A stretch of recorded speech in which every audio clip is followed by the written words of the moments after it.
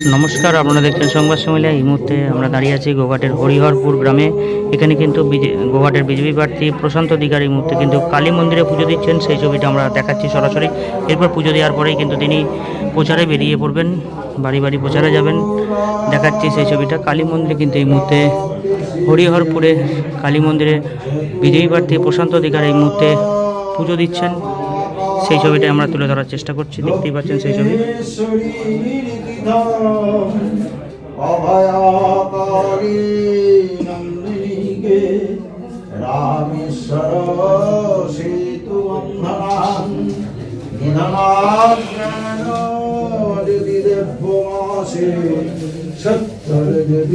দেখাচ্ছি ছবিটা সরাসরি লাইভে, সংবাদ সম্মেলনের লাইভে দেখতে পাচ্ছেন সেই ছবি।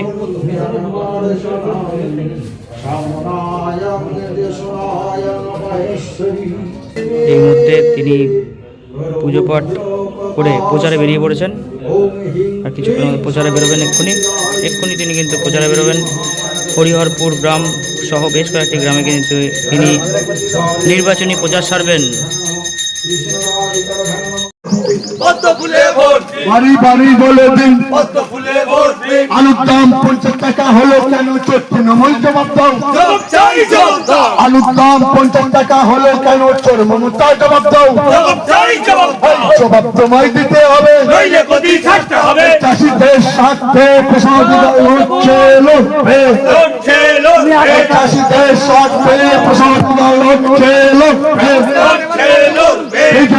বিজেপি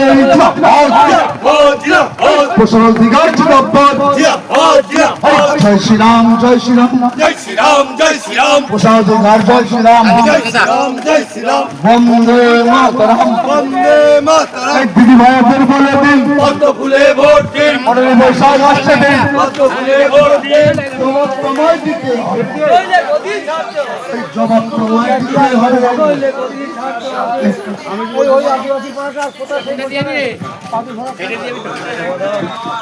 কেমন অনেক দিন হয়ে গেল প্রচার করছেন? আজকে প্রায় আমি 29 দিন প্রচার করছি।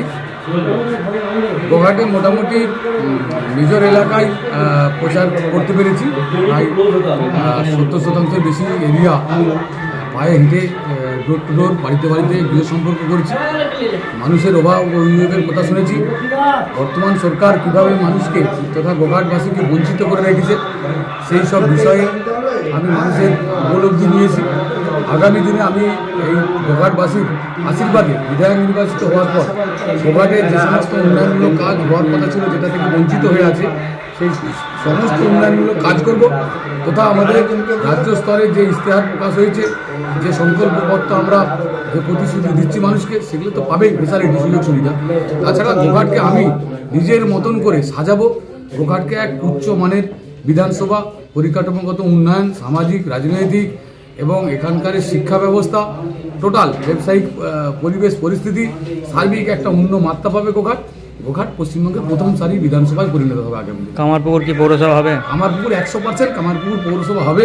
বিজেপি একমাত্র পারবে কামারপুকুরকে পৌরসভা করতে। কামারপুকুর আমাদের গোঘাট বিধানসভার প্রাণ কেন্দ্র, ঠাকুর শ্রী রামকৃষ্ণ পরমহংসদেবের জন্মস্থান। আমরা নিজেরা ধন্য যে আমরা এই গোঘাট বিধানসভার বাসী, আমাদের এই মাটিতেই রামকৃষ্ণ ঠাকুরের জন্ম হয়েছিল। তাই কামারপুকুরের জন্য অনেক বড় পরিকল্পনা আছে। পৌরসভা হয়, কামারপুকুরকে পৌরসভার মধ্যেও তো বাদ আছে।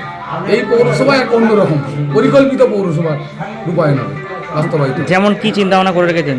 কামারপুকুরকে নিয়ে প্রচুর চিন্তা ভাবনা আছে। কামারপুকুরের ধরুন সব থেকে বড় সমস্যা আছে কামারপুকুরের রাস্তাঘাট, ড্রেন। হ্যাঁ, একটা পৌরসভা বা একটা ভালো পরিষেবা পেতে গেলে কামারপুকুরকে সারা পৃথিবী থেকে বিভিন্ন পর্যটকেরা আসে, দর্শনার্থীরা আসে, ঠাকুরের দর্শন নিতে আসেন, ঠাকুরকে প্রণাম করতে আসেন। এসে এই যে পরিষ্কার পরিচ্ছন্নতার অভাব, একদম পরিষ্কার স্বচ্ছতা, ড্রেন, রাস্তাঘাট, বিভিন্ন দিক থেকে, তারপরে বাজার। কামারপুকুরে বাজার একটা বড় সমস্যা, একবার অপরিকল্পিত বাজার, রাস্তার উপরে বাজার হয়, যানজট তৈরি হয়, ওটা একটা বিষয় আছে। তাছাড়া ওটা একটা স্থায়ী একদম সবজি মান্ডির বিষয়ে আমি চিন্তা ভাবনা করছি। আগামী দিনে একটা স্থায়ী সবজি মান্ডি করবো। কামারপুকুরের বাস স্ট্যান্ডের আধুনিকীকরণ হবে। কামারপুকুরে হসপিটালে মানে ডিপার্টমেন্ট ওয়াইজ ডাক্তার চাই, এবং হসপিটাল ইনফ্রাস্ট্রাকচারের ডেভেলপমেন্ট আমি করব, কথা দিচ্ছি। কামারপুকুরকে এক অন্যরকম এতে, আর সর্বোপরি কামারপুকুরের পর্যটন শিল্পকে আরও উন্নত করতে হবে। কামারপুকুরে বিনোদনমূলক পার্ক, বাচ্চাদের জন্য, ছোট বাচ্চারা কামারপুরে পার্ক পায়নি। কামারপুরে স্পোর্টসের কমপ্লেক্স নেই। হ্যাঁ, প্রচুর আছে।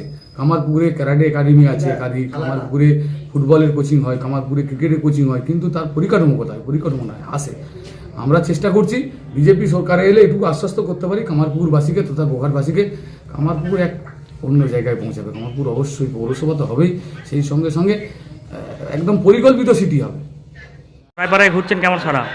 খুব ভালো ছাড়া মানুষ দুহাত তুলে প্রশ্নকে আশীর্বাদ করছে, বলছেন ভয়ের কোনো কারণ নেই, চিন্তার কোনো কারণ নেই, 29 তারিখ বাস্ক ভরে দেব।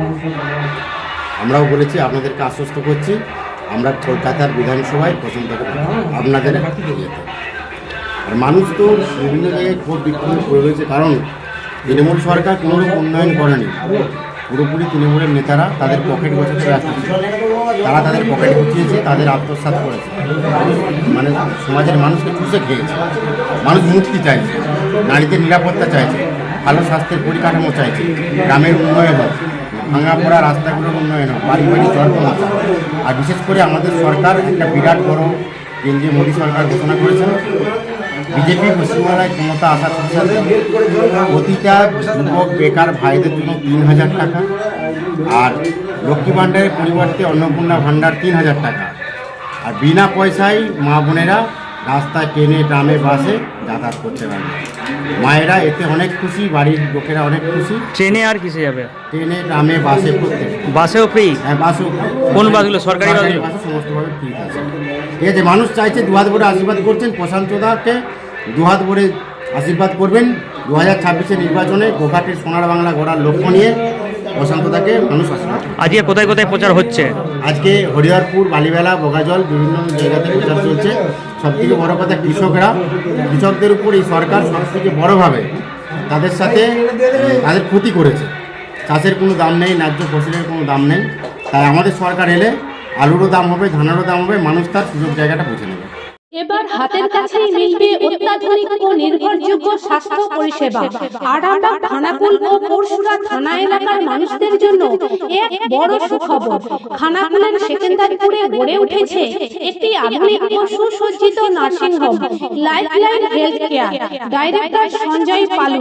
এই নার্সিং হোমে রয়েছে 24 ঘন্টা রোগী দেখানোর ও ভর্তি করার সুব্যবস্থা। সঙ্গে রয়েছে বিনামূল্যে অ্যাম্বুলেন্স পরিষেবা। অভিজ্ঞ পরিষেবা ও যত্নশীল ব্যবস্থাপনায় আপনার সুস্থতার নির্ভরযোগ্য ঠিকানা লাইফলাইন হেলথ কেয়ার। যোগাযোগ 9735481158, 7432984404।